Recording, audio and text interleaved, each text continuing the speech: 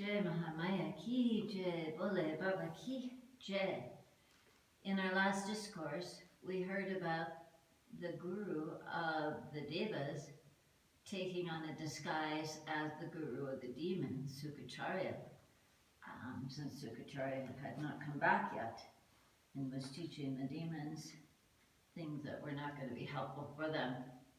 But he totally had them confused and duped.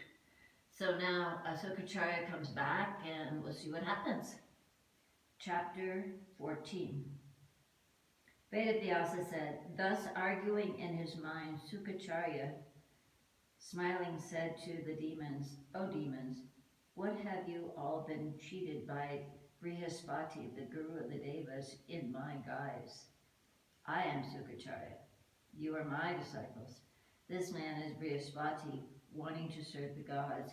He has cheated you, there is no doubt in this. This vain villain, this person has assumed my form. Do not put the least faith in his words, demons. You are my disciples. Follow unto me, and leave this Brihaspati, who is vain and ignorant.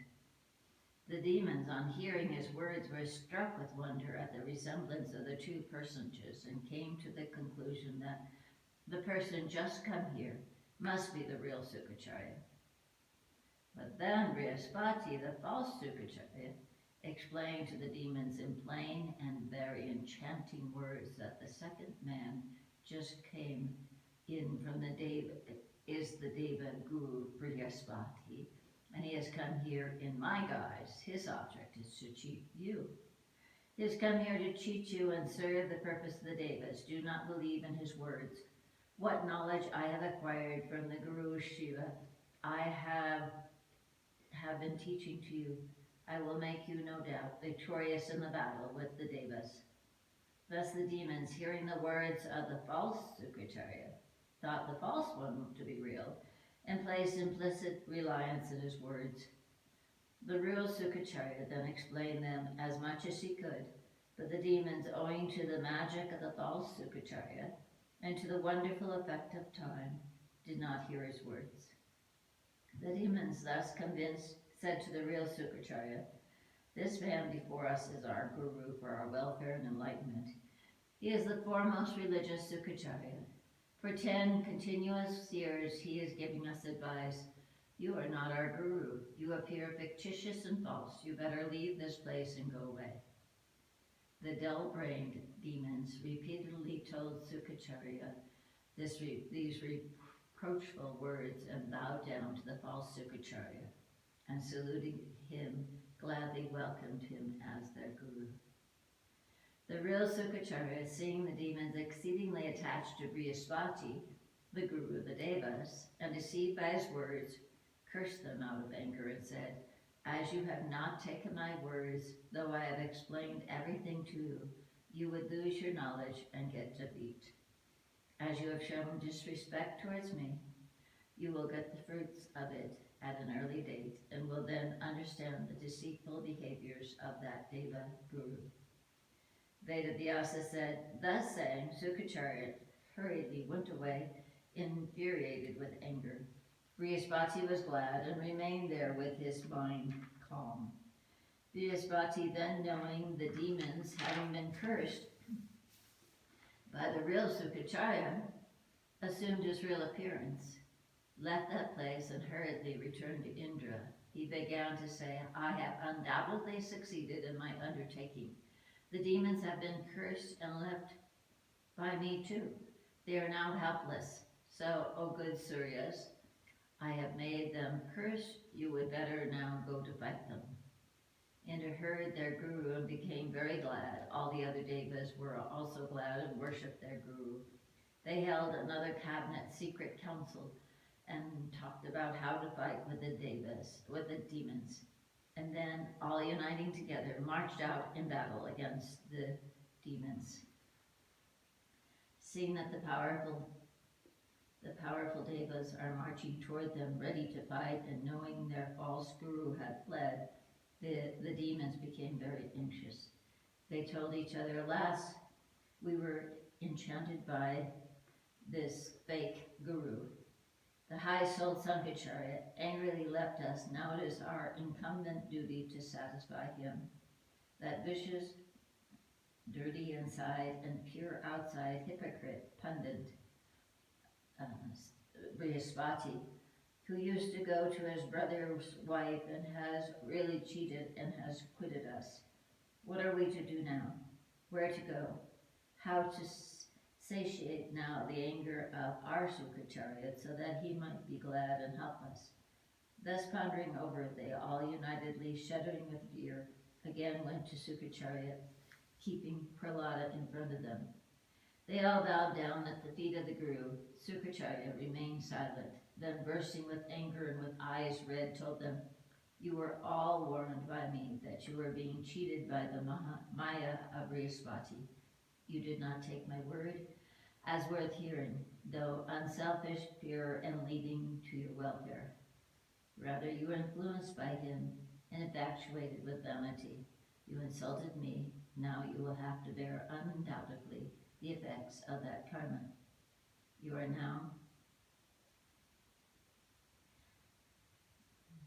on your path of your no longer on your path of welfare. Go now where that disguised cheat resides for the welfare of the gods. Know me not to be a cheat like him." When Sukra finished saying his uncertain words, Prahlada clasped his feet and began to say thus. Prahlada said, "O our Guru, today we have come to you in very distressed condition. O omniscient, we are your disciples. We are your good sons. You ought not to quit us. On your departure to get the mantra, that hypocrite vicious Brihaspati, giving the opportunity, assumed your false appearance and cheated us. Peaceful persons do not take any offense committed with ignorance. You know everything. You know very well that our hearts are devoted to thee and to thee alone. There is no need of telling anything further to you. O highly intelligent one, by your tapasya you know our inner minds and relinquish your anger. The sages say the anger of the saints is not lasting. O Muni, water is naturally cool. When in contact with fire, it gets hot. But when the heart is removed, it gets cold. But when the heat is removed, it gets cold shortly after. O observer of good vows, anger is like Kanala. Sages therefore quit it.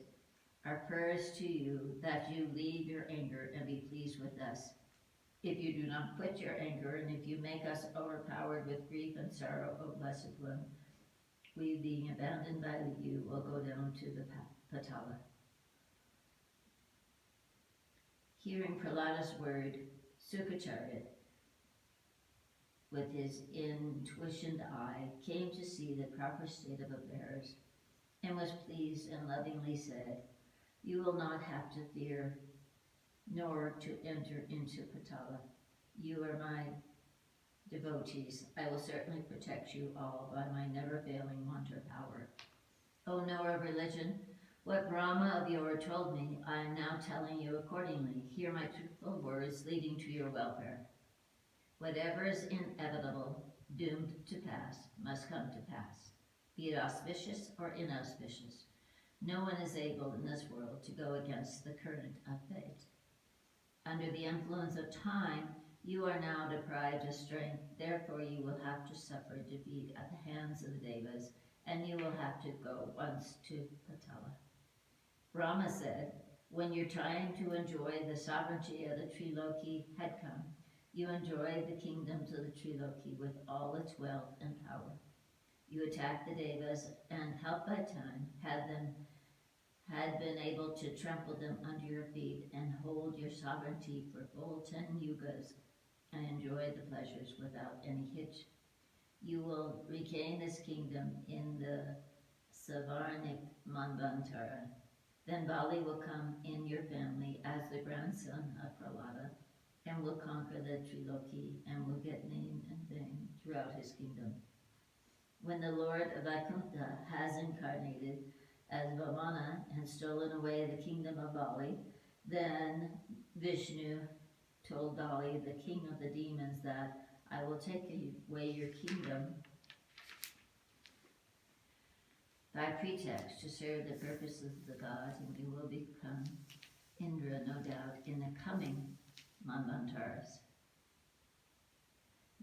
Sucracharya said, according to the sayings of Sri Bhagavan Vishnu, your grandson Bali, Prahlada, is now invisible to all creatures and is now passing away his time very much terror-stricken. Being afraid of Indra, he is not staying in a lonely house. One day Indra, on seeing him, inquired of him in various ways the cause of his assuming this donkey body. O Lord of the demons, you have always enjoyed pleasures of all the worlds. You are ruler of the demons. You ruled over all the worlds. Do you not feel shame now in assuming this body of a donkey? The Lord of the demons, hearing them, spoke thus. O Indra, there is nothing to be sorry in these matters. When the most powerful Lord Vishnu can assume a fish form and a tortoise incarnation, then what wonder is there that I, by virtue of the force to me, am now staying as a donkey? When you have murdered a Brahmin, you too had hid yourself in the Manasa lake in a lotus. Similarly, today, I distressed, I am staying here in the body of a donkey. O Indra, what sorrow or happiness can be to a person who is under the control of fate? To him, everything is alike. For whatever the time wishes, it can act accordingly. This Sucracharya said to Prahlada, both persons, Bali and Indra, got enlightenment at the mutual conversations and went away to their places at their own will. O Lord of the demons, I am narrating to you the story indicating how powerful is the time. Know that the Devas and the demons and all the human beings in this whole universe is under the great fate. Here ends the 14th chapter in the 4th book, the Srimad Devi Bhagavatam, the Mahapurana, 18,000 verses, on the demons getting back their Sucracharya by Maharishi Veda Vyasa.